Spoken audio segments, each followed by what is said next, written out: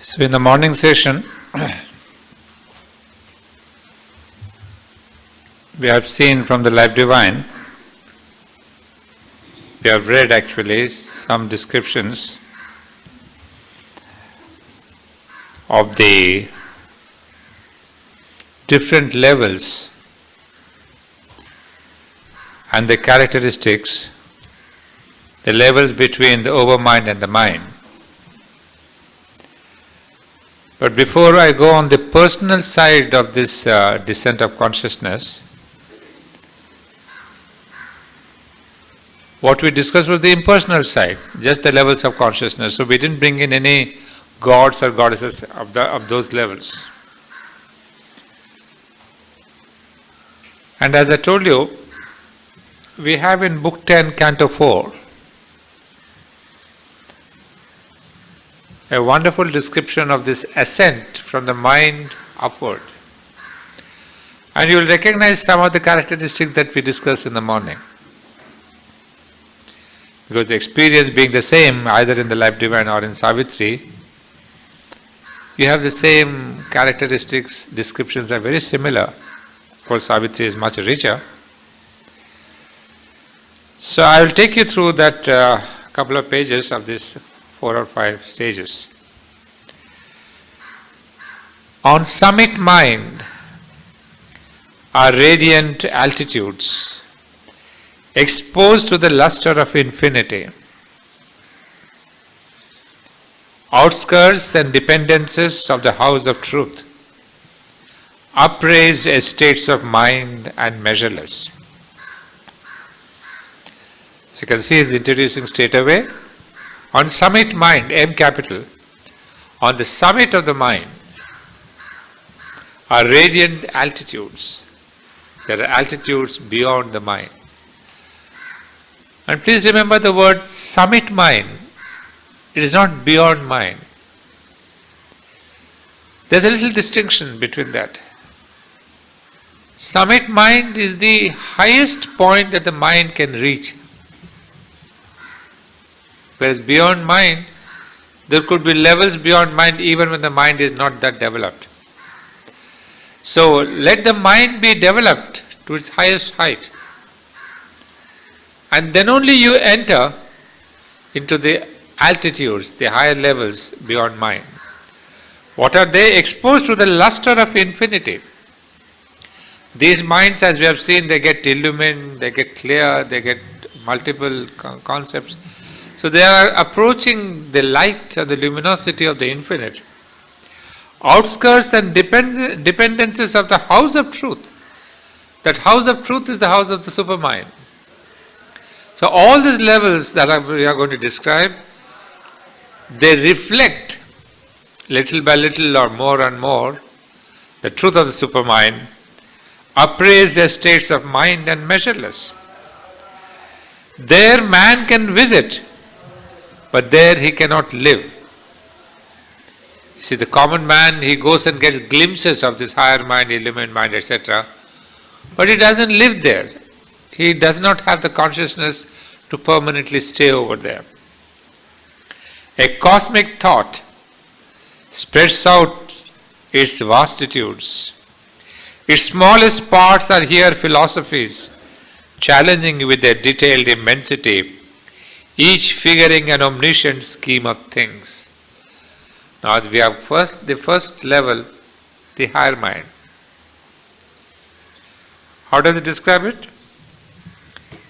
It says, a cosmic thought spreads out its vast. Already we have understood the higher mind is the level of thought. But a thought, as we said, which is clear and multiple thoughts. So it's still the level of thoughts. So here is telling us a cosmic thought spreads out its vastitudes. Its smallest parts are here philosophies. So these thoughts on the level of the higher mind are so vast, so brilliant, so multiple, so deep, that one thought becomes a philosophy with us on the earth. Such is the depth of each thought there. That's why I suppose there are so many philosophers per se who are born in the present time, because there is an opening perhaps to this higher mind, and each one of us is catching one little thought, one little idea, and developing that into a philosophy. And then there are so many gurus and acharyas and this and the school and that pandit and that professor of philosophy. Because each one of us is getting one single idea and developing that into philosophies, challenging with their detailed immensity, each figuring an omniscient scheme of things. That's number one. But higher still can climb the ascending light. There are vasts of vision and eternal suns. What we said about the illumined mind, the main characteristic is the vision. And you see the same word he uses. There are vasts of vision and eternal suns on the level of the illumined mind. Oceans of an immortal luminousness. Oceans of luminosity, luminousness, same thing. So here you come across vision, darshan, luminosity, and these are the oceans of an immortal luminousness. Flame hills assaulting heaven with their peaks. You see again the word flame hills, again the light, question of light and luminosity. So flame hills assaulting heaven with their peaks. Their dwelling all becomes a blaze of sight. Again the same words we have seen here, the sight and vision. So in that level, their dwelling all becomes a blaze of sight. The dwelling means to dwell on that level is to dwell in that blaze of sight, again luminosity. A burning head of vision leads the mind, thought trails behind it its long comet tail. You see, the whole thing is thought is left behind, and then this luminosity of this illumined mind proceeds further. The heart glows and illuminated seer, and sense is kindled into identity.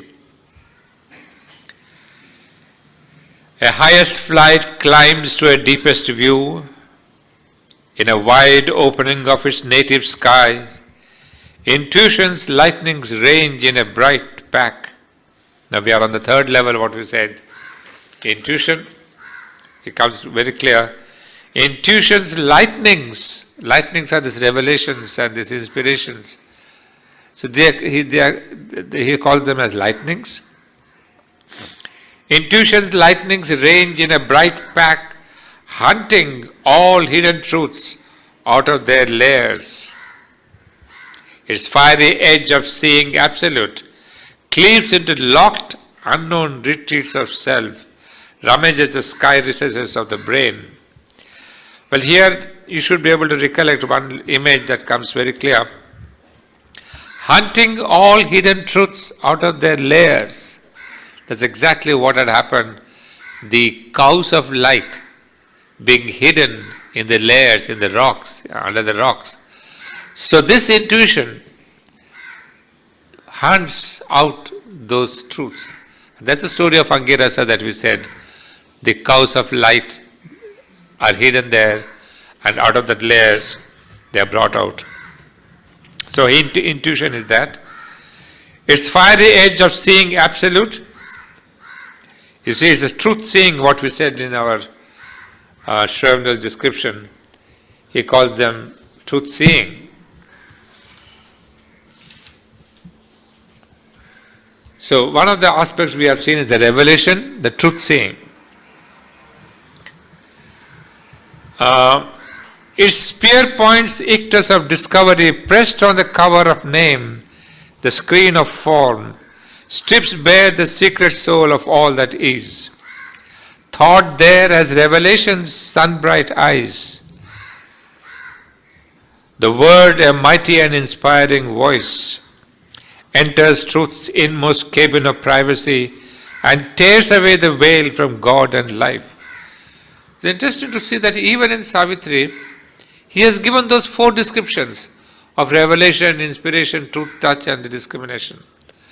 So he's sticking very close. Of course, he has to. There's no question of escaping or avoiding.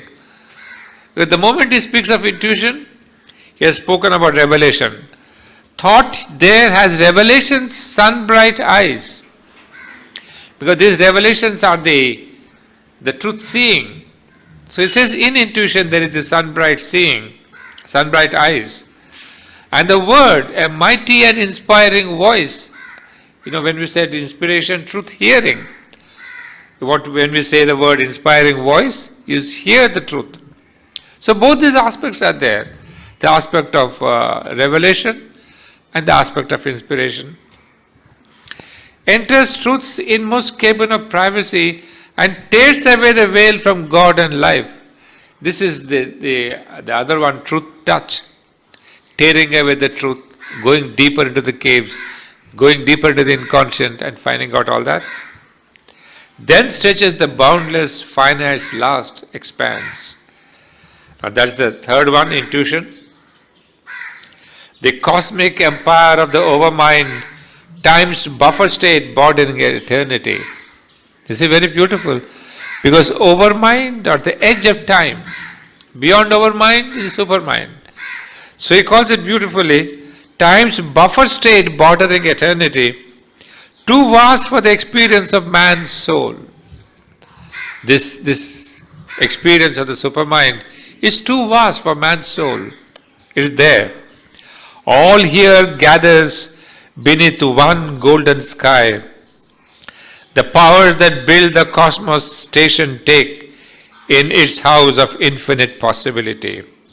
Each god from there builds his own nature's world. Very clear. So here is the birth of the gods. Each god, the overmental god, he builds his own nature's world. You see, as we have seen each of these gods and goddesses, they build their own worlds. That's why we call it Indra Loka and Agni Loka and Surya Loka. All these are worlds built by them as their kingdom, as if. And then they rule over that world. They have that full rule and command and power over that world. So these are the builders of the different worlds. Ideas are phalanxed like a group of suns. Thought crowds and masses seized by one regard. All time is one body, space a single book. There is the Godhead's universal gaze, and there the boundaries of immortal mind. But these are all, now we recognize all this. There are the boundaries of the immortal mind, that is, the supermind comes to the lower overmental level, and then the immortal mind, it kind of, descends into more and more limited mind. So that's the limit of supermind, and then it becomes a limited one. That's the boundaries begin at that time. The line that parts and joins the hemisphere closes in on the labor of the gods, fencing eternity from the toil of time. That's the overmind which you have seen. So the overmind is the kind of what we see in the Vedas, the golden lid. The golden lid between this lower hemisphere and the higher hemisphere, starting with supermind, is the golden lid of the overmind. So fencing eternity from the toil of time. Now we come to the next stage. After the overmind, we have obviously the supermind. Here is a longish description. In her glorious kingdom of eternal light, all ruler, ruled by none, the truth supreme, omnipotent, omniscient, and alone. In a golden country keeps her measureless house. In its corridor, she hears the tread that comes out of the unmanifest, never to return, till the unknown is known and seen by men. Above the stretch and blaze of cosmic sight, above the silence of the wordless thought, formless creator of immortal forms, nameless, investitured with the name divine, transcending time's hours, Transcending timelessness, the mighty mother sits in lucent calm and holds the eternal child upon her knees, attending the day when he shall speak to fate. Well, before going further with the description, I wanted to bring in one more idea. You see, when we talk about these 4 levels of intuition, we have very interestingly the same description in the Vedas. Description means same analysis, the same classification. In the Vedas too, there are 5 goddesses. That's how we again connect Aurobindo Savitri with the goddesses. That on the level of intuition, there are goddesses again. There is the goddess of Ila, Saraswati, Sarama, Dakshina, and Bharati or Mahi. So it's interesting to see that the Vedic rishis had really, I won't say the word conquered, they were quite inhabitants of this world of intuition. Because these are the 5 goddesses, they have even named them, saying what Aurobindo later on calls as the truth seeing and truth hearing and truth touch. They are nothing but this level is the question of Ila, Saraswati, etc. So Ila is revelation. Same thing as truth vision and same thing as drishti. So we have in Aurobindo also the same thing, revelation, truth seeing. Is truth seeing or truth vision is the same thing. So what Aurobindo has described, Vedas have given the name of goddesses. So you see, Vedas, as we have already seen, they have given the names of goddesses, but they represent the psychological facets, capacities, possibilities in the human being. So Ila is nothing but revelation. Now next is Saraswati, is inspiration. And here of course we have inspiration, Aurobindo would call it as truth hearing. So truth seeing and truth hearing. Third one is called Sarama, is intuition. But here of course instead of the intuition, the word given is, instead of a particular name, Aurobindo calls it truth touch. And truth touch is Sarama, because remember, in the story of the Angirasas, it is Sarama which is called the hound, the divine hound. So when God or Brahman wanted to find out where are those cows lost, or where are they hidden, he sent Sarama. In other words, he sends an intuition, he sends one who represents intuition, basically the truth touch. It could be truth smell, you may say, it's truth touch, but touch is more concrete. So here he says, Sarama was sent, who finds out where is that rock, where is that cave, under which are hidden those cows. Cows in the sense of light, the divine light.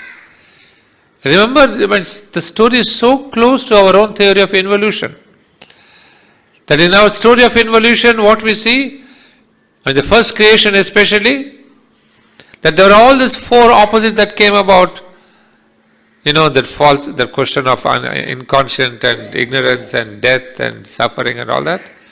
So they were there in the inconscient. But at that time when the Supreme says, you descend as the love. So this light, these cows are the light of the divine love, which are hidden in the inconscient. And that is where the inconscient, the involution ends.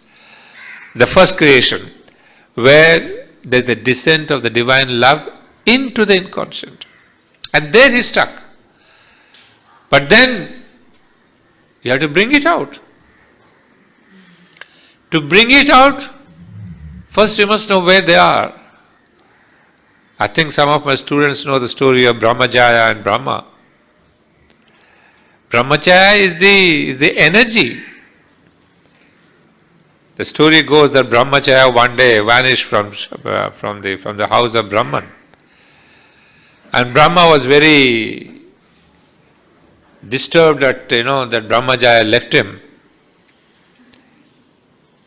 And he doesn't know where she is. So disturbed as he is, he sends all his gods. The god says, we don't know, sir, where Brahmacharya has gone away. So then he sends Sarama, saying, hey, find out where is my wife gone. Who will give me my next lunch? I'm waiting for that.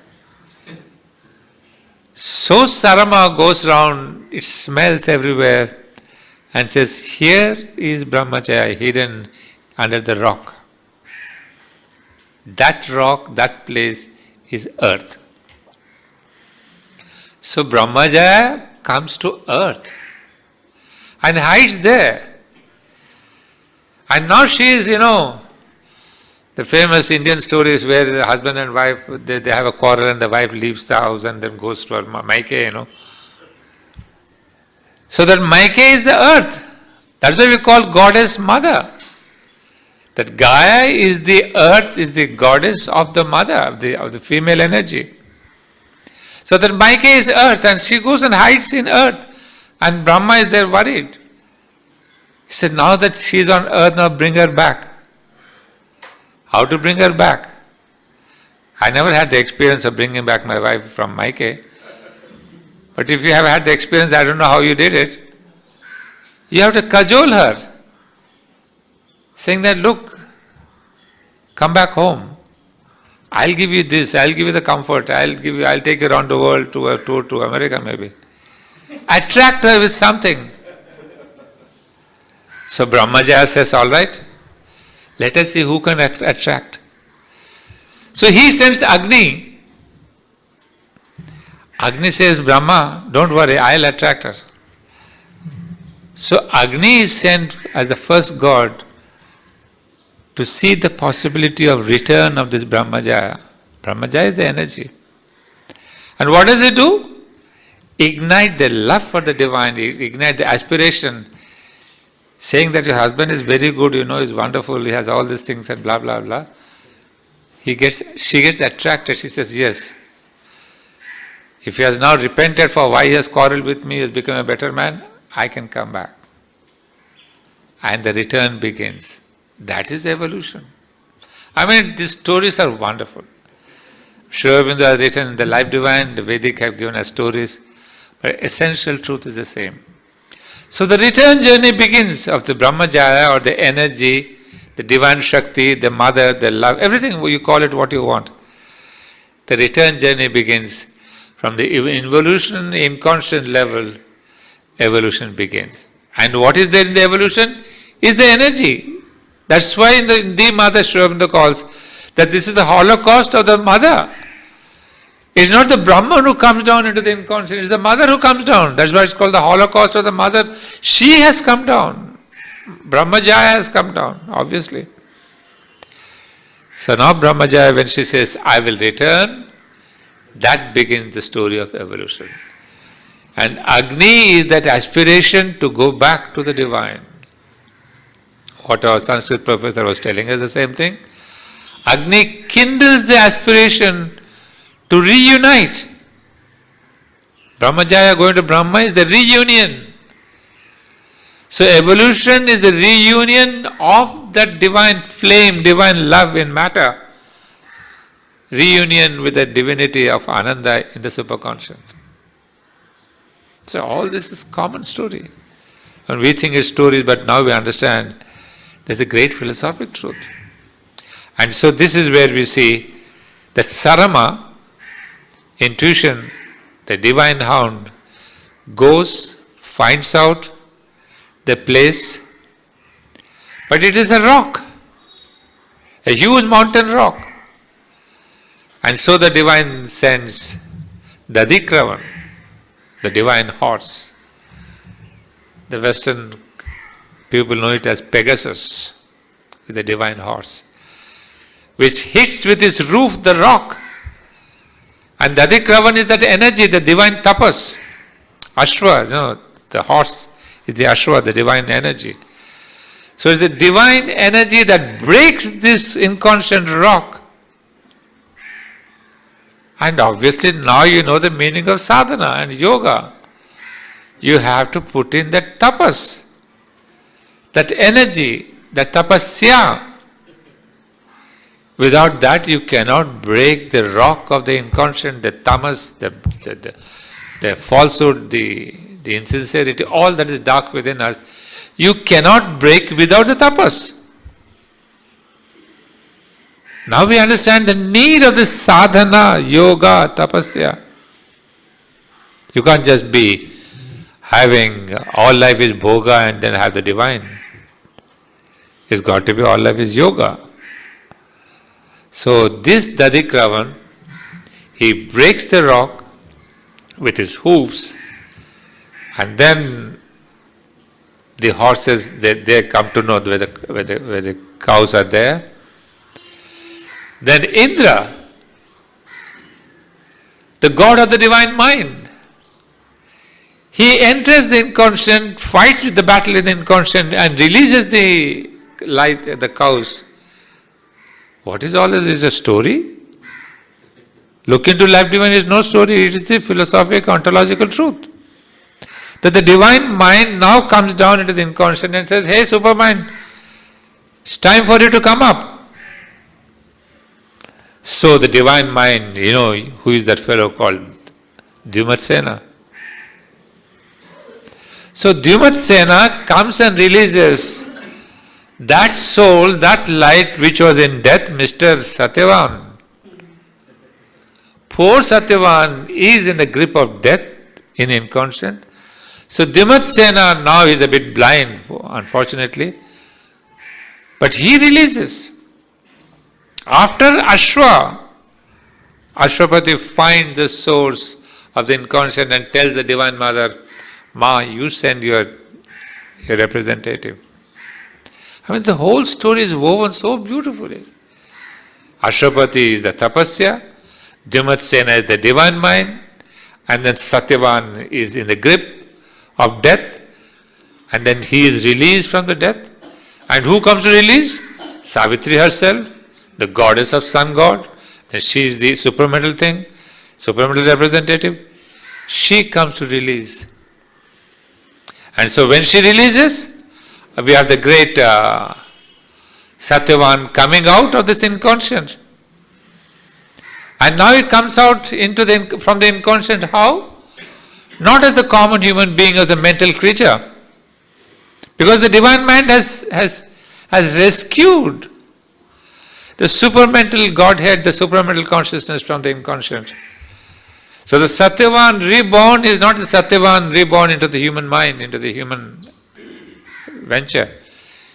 He is reborn into the supramental consciousness. So here we are, friends, story is story, but that is Savitri. So nothing is a story now, that's why Sri Aurobindo says Savitri and Satyavan and Dyumatsena and Ashwapati, they are not allegorical stories to inspire you, to entertain you and say, yeah, bachcho, I'll tell you a nice story. It is the absolute depth of human creation. And it links it, so he calls it a Vedic story, links it with the Vedic story. So now we know the whole of Savitri is the Vedas we revived, relived, re-expressed, re-imaged, re-symbolized. But basically the four figures are the same: divine mind, the tapasya, Satyavan in the grip of death, Savitri the supramental who comes down to rescue him. Amazing. Well, you read it. But that is the supermind. So at the end of that, he says, now when you reach the supermind, what you get here, above the stretch, oh yeah, I was telling you about this, the four aspects of intuition, yeah, that's sorry. So we have here the same thing, Sarama. So we said Ila, Saraswati, Sarama.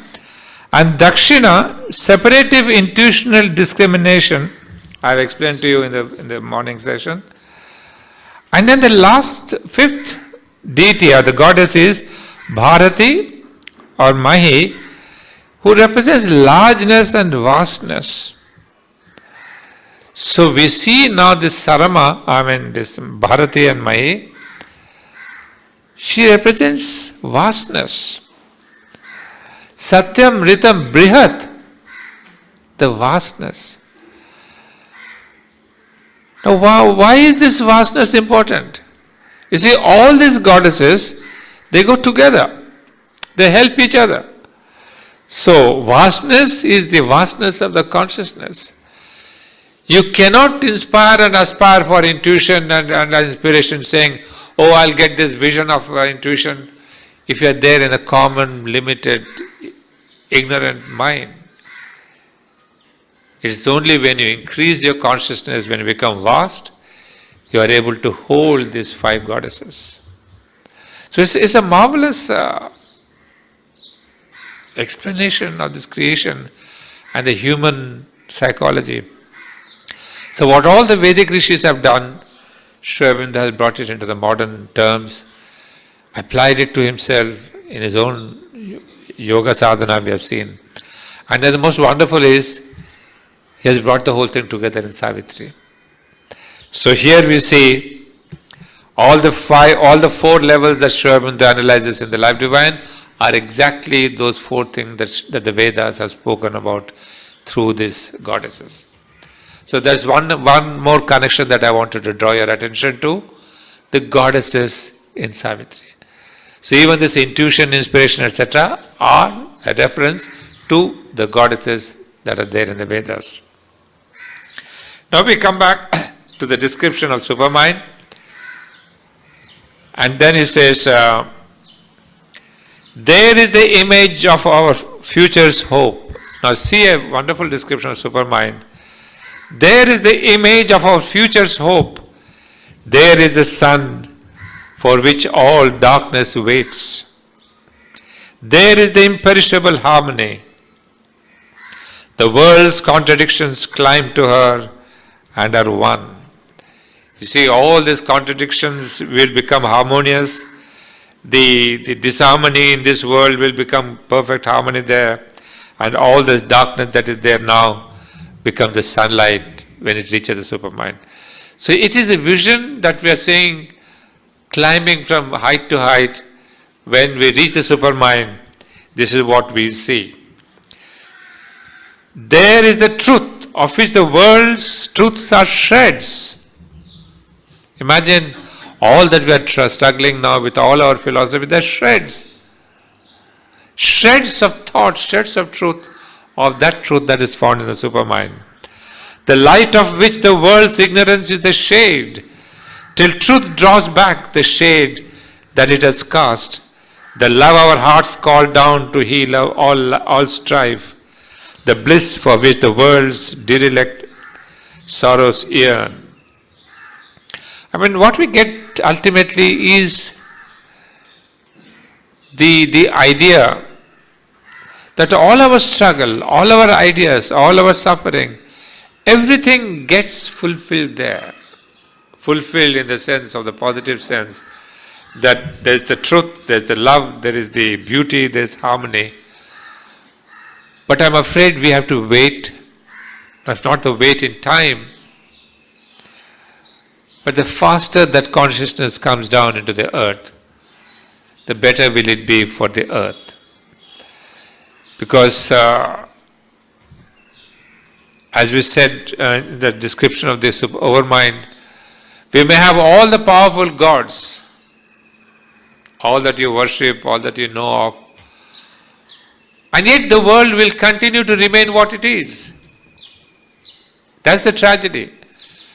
So we may give birth to more and more religions, more and more gods, and more temples, more and more churches, but we'll remain what we are. All our suffering, all our disharmony, all our violence, all our wars, on the threshold of nuclear war, every other day we open the TV, we don't know next time we'll open the TV or not. That is the threshold of destruction that we are living in the world.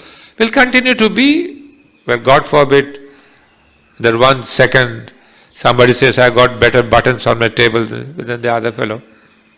or the buttons of destroying the nuclear bombs. So, we will continue to be, if ever we continue to be existing. We may exist safely for another 500 years, but we will not change. You may have Apollos in every street, but misery and suffering and illness and death will not go. The only possibility is the descent of the supramental power. The supramental power, consciousness, which alone can transform. So Sri Aurobindo is giving us all those truths here. Thence comes the glories sometimes seen on earth, the visits of Godhead to the human soul, the beauty and the dream on nature's face. All that we are facing, the dream and the beauty, everything gets fulfilled there. There the perfection born from eternity calls to it the perfection born in time. The truth of God surprising human life, the image of God overtaking finite shapes. There is a world of everlasting light in the realms of the immortal supermind. Truth who hides here her head in mystery, her riddle deemed by reason impossible, in the stark structure of material form, unenigmaed lives, unmasked her face, and there is nature and the common law of things. Well, of course, the same idea is there. Truth who hides here her head in mystery. Because truth is not revealed here in our world. It is hidden, it's a mystery, it's not understood, it's partial, it's piecemeal.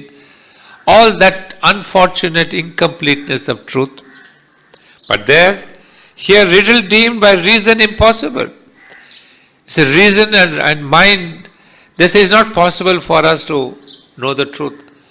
Because the moment mind wants to see the truth, how will it see? It will see only the arc of the circle. Mind can never see the full circle at one glance. The best it can do is an arc. And it can see the arc on the north or east or west or south. But it doesn't have the capacity to see large chunks or even the full circle. So here we see that it is her riddle deemed by reason impossible, in the stark structure of material form, unenigmated lives, unmasked her face, and there is nature and the common law of things.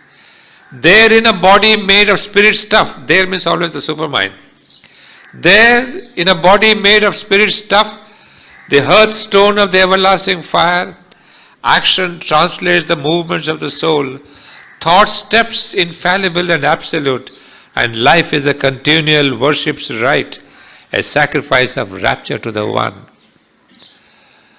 I mean, even to read this poetry is so fulfilling, even to give this hope that one day our worth will be like that. And one day he says, life is a continual worship's rite. So imagine now we have a worship and a prayer at 8:30 in the morning or Monday in this temple or Sunday in the church. We have little moments of worship. But imagine a life when the whole, every minute, every second of your life is a worship to the divine. That means you are immersed in the divine consciousness continuously. So it's so beautiful. And a sacrifice of rapture to the One. So the whole thing is a kind of a yajna, offering ourselves to the Supreme One. So we live, we act, we love, and yet the whole thing is living and acting and loving the One for the One. So that is the stature. A cosmic vision, a spiritual sense, feels all the infinite lodged in finite form. A cosmic vision, a spiritual sense, feels all the infinite lodged in finite form. You see, now this finite form, you imagine what it is with all its weaknesses and all that. It will be a lodging of the infinite. Even now this finite form lodges the infinite in the sense of the Atman. But there it will be different, as seen through a quivering ecstasy of light, discovers the bright face of the bodiless. In the truth of a moment, in the moment, soul can sip the honey wine of eternity. See, in that time when we have a new body, it's not this finite body, it's a new body, which will lodge all this honey wine of eternity, which will be a bright face of the bodiless.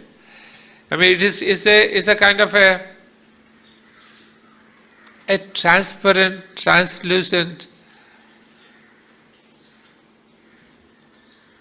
form. I won't call it body anymore. It will be a form which will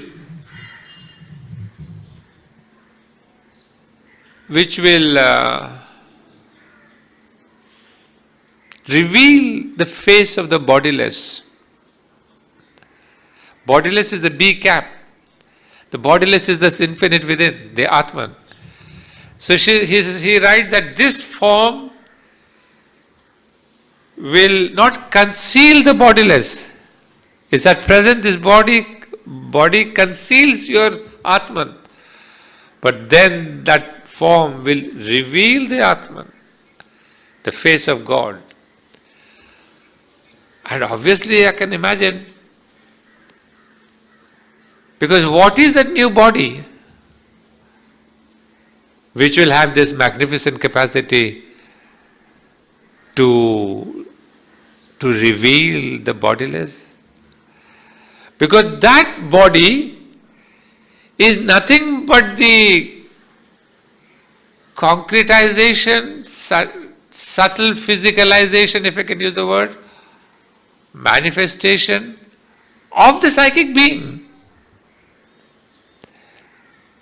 That is the secret. It is a psychic being which will become the body. Wow, that's the end of the matter. It is not body becoming spirit. It's the spirit itself putting on the body. Not body of matter and physical thing. It is the extension of its own subtle physical substance. Because the psychic being, the Atman, also has its own substance. It is not substanceless. It is not physical substance, but it is substance. You may call it subtle substance, sukshma sharira, whatever you want to call you will, you can. But it is the substance of the psychic which will manifest as the body. So what will be there? Luminosity, delight, beauty, oneness with the divine, what all he is telling here. The one mystic infinite person of his world multiplies his myriad personality. On all his body seals his divinity stamp and sits in each immortal and unique. The immobile stands behind each daily act, a background of the movement and the scene, upholding creation on its might and calm, and change on the immutable's deathless poise. Well, I don't know if we can really discuss these things because they are beyond our description, our mind's language. I think thanks to Aurobindo, he has given us at least in verse some image of that beautiful world of the supermind. The immobile, I capital, stands behind each daily act. But it is the gods themselves, not the gods in this sense, but that supreme overmental, beyond the overmental, that personalities of the divine walking the earth, acting in this world. So the immobile, the Lord is standing behind each daily act of each individual, a background of the movement and the scene, upholding creation on its might and calm, and change on the immutable's deathless poise.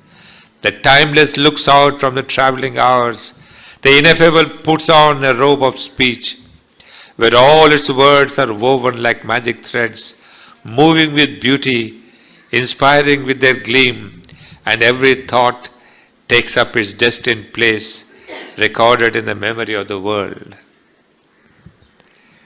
The truth supreme, vast and impersonal, fits faultlessly the hour and circumstance, its substance a pure gold ever the same, but shaped into vessels for the Spirit's use, its gold becomes the wine jar and the vase. Beautiful. Its gold becomes the wine jar and the vase. I mean, imagine the supramental consciousness becoming both the wine jar and the vase. That is both the content and the container.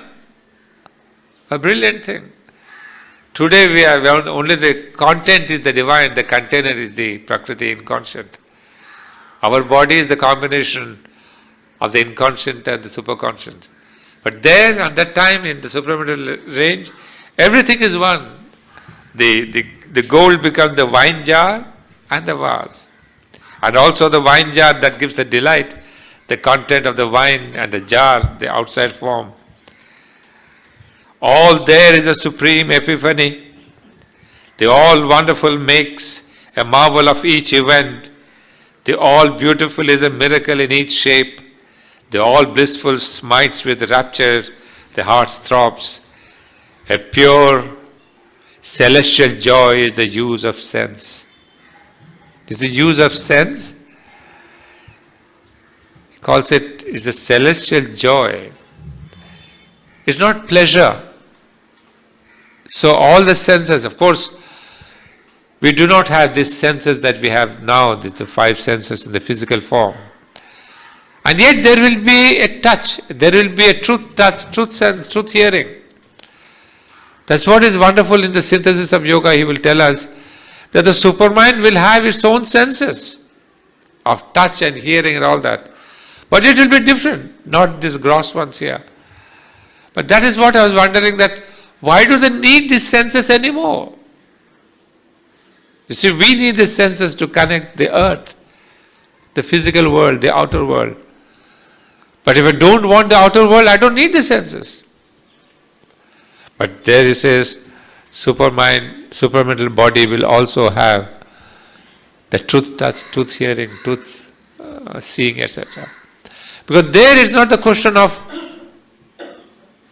contacting the physical earth, but it is communicating with the other part of the divine, communicating with the other form of the divine.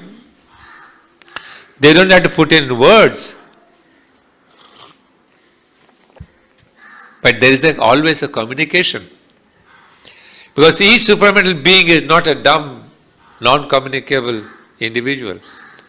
There is a rapport, a communication, a connection, a togetherness.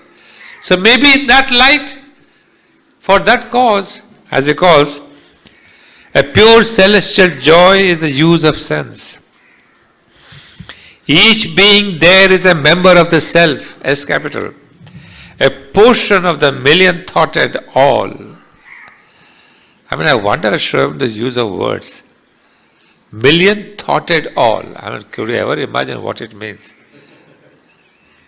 You see, he says a portion, each individual is a portion of the million-thoughted all. I don't know. I just can't describe what it means.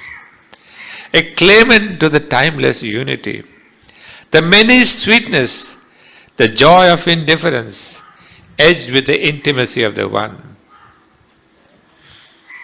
So this is the, when we say that Sri Aurobindo has given us a description of the future earth.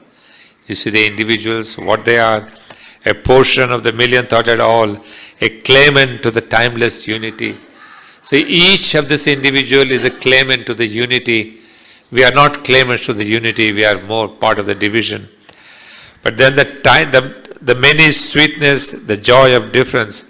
You see, there will be the many, there will be the difference, because some people complain to the mother and Sri Aurobindo that when the supramental world comes, it will be such a monotonous thing, and everybody looking the same, everybody looking beautiful, everybody looking fair.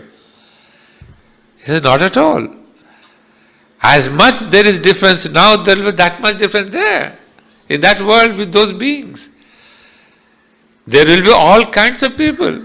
So don't say they are, what you call the robots or cloned people. Everybody looking the same, all Superman, Superman, Superman. There is difference. He calls it here, the many sweetness, there will be all multiples. There will be a sweetness, there will be a joy, there will be a delight of communication. And there's a joy of difference. Now we don't have the joy of difference. We have the struggle, we have the, we kill each other, compete with each other. But their difference is a great joy. A variety is a great joy. So it says, edged with the intimacy of the one. Look at the word. Edged with the intimacy of the one. Edge means, there's a kind of a edging, there's a kind of a borderline, there's a kind of an aura. Have you all seen Aurobindo's exhibition at the ashram exhibition hall? You have not seen? In the exhibition hall. Go and see that. In the ashram exhibition hall on the seashore, there is an exhibition about Aurobindo. All of you must see that. It's mandatory. Next time, otherwise August, I will not allow you. Go and see. And then see the last picture there. Absolutely the end, the last picture is a beautiful big photograph like that. And there is a beautiful Matriman, the golden disc. There's a beautiful fire. And people are meditating in that arena there. And there each one is edged with the intimacy of the one. I'll give you the closest picture I've seen to this description. Each face, each human form has an aura of the light because there's a flame in front, That flame, because it's andhera, it's dark in the morning, 5:30 or 5 o'clock. Photographer has been so brilliant. When he took the photo, it's not he, it is she. I know the person who took the photograph. When she took the photo from behind, there was on the edge of each human form, there's a golden light. Ah, it's beautiful. And just this, the many sweetness, the joy of difference, edged with the intimacy of the one. Go and see the photograph. Come back and see what we do.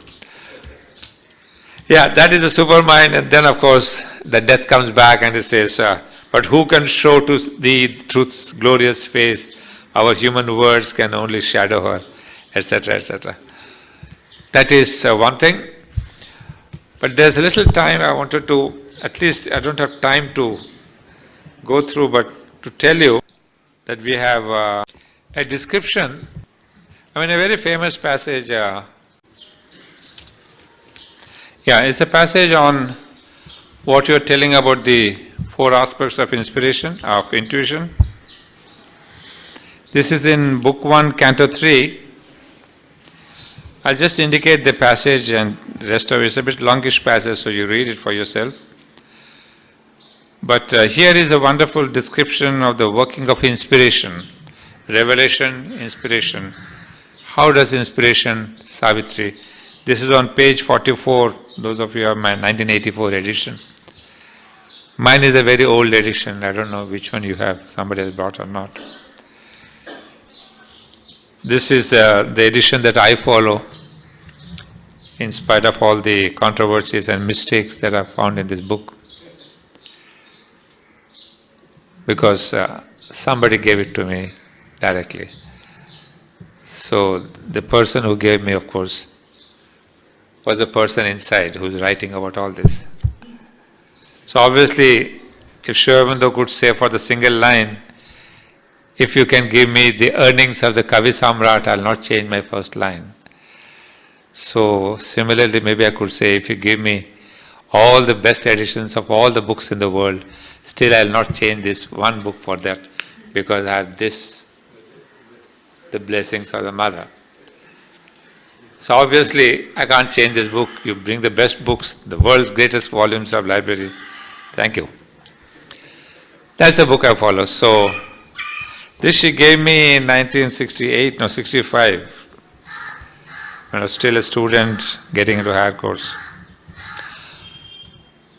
Well, here is a passage on page 44 of my edition. Oft inspiration with her lightning feet, a sudden messenger from the all-seeing tops, traversed the soundless corridors of his mind, bringing her rhythmic sense of hidden things. A music spoke transcending mortal speech, as if from a golden phial of the all bliss, a joy of light, a joy of sudden sight, a rapture of the thrilled undying word poured into his heart as into an empty cup, a repetition of God's first delight, creating in a young and virgin time. In a brief moment caught, a little space, all knowledge packed into great wordless thoughts, lodged in the expectant stillness of his depths, a crystal of the ultimate absolute, a portion of the inexpressible truth, revealed by silence to the silent soul. The intense creatrix in his stillness wrought, her power fallen speechless grew more intimate. She looked upon the seen and the unforeseen, unguessed domains she made her native field. All vision gathered into a single ray, and when the eyes stared at an invisible point, till through the intensity of one luminous spot, an apocalypse of a world of images enters into the kingdom of the seer. A great nude arm of splendor suddenly rose. It rent the gauge opaque of nations. Her lifted fingers keen, unthinkable tip, bared with a stab of flame the closed beyond. An eye awake in voiceless heights of trance, a mind plucking at the unimaginable, overleaping with a soul and perilous bound, the high black wall hiding superconscience, she broke in with inspired speech for sight, and plundered the unknowable's vast estate. A gleaner of infinitesimal grains of thought, a sheaf binder of infinite experience, she pierced the guarded mysteries of world force, and her magic methods wrapped in 1,000 veils. Or she gathered the lost secrets dropped by time in the dust and crannies of his mounting route, mid old forsaken dreams of hastening mind and buried remnants of forgotten space. A traveller between summit and abyss, she joined the distant ends, the viewless deeps, or streaked along the roads of heaven and hell, pursuing all knowledge like a questing hound. A reporter and scribe of hidden wisdom talk, her shining minutes of celestial speech passed through the masked office of the occult mind, transmitting gave to prophet and to seer the inspired body of the mystic truth. A recorder of the inquiry of the gods, spokesman of the silent seeings of the Supreme, she brought immortal words to mortal men. Above the reason's brilliant slender curve, released like radiant air dimming a moon, broad spaces of a vision without line or limit swam into his spirit's ken. Oceans of being met his voyaging soul, called to infinite discovery, timeless domains of joy and absolute power, stretched out surrounded by the eternal hush. The ways that lead to endless happiness ran like dream smiles to meditating vasts. Disclosed, stood up in a gold moment's blaze, white sun steps in the pathless infinite. Well, I'll stop there. You can keep reading. It's a long passage. But here again he has given the different levels of intuition, inspiration. He covers revelation, etc. I think we come to an end with that, the gods and goddesses. And there are, as we saw on the first day, there are still levels to go. The mind, the life and the vital, the levels closer to matter, where we will see Ashrapatis, life gods in different levels. And then there is the descent of the Jivatman as the soul, as we have seen. Then there is the descent of the avatar, the direct incarnation of the divine. So we will see how these are reflected as gods and goddesses in Savitri. So it will be a study kept for the next time. And let's see, there's no hurry to go on, how much we will finish. Because I know, men may come, men may go, but I'll keep sitting here forever. Thank you.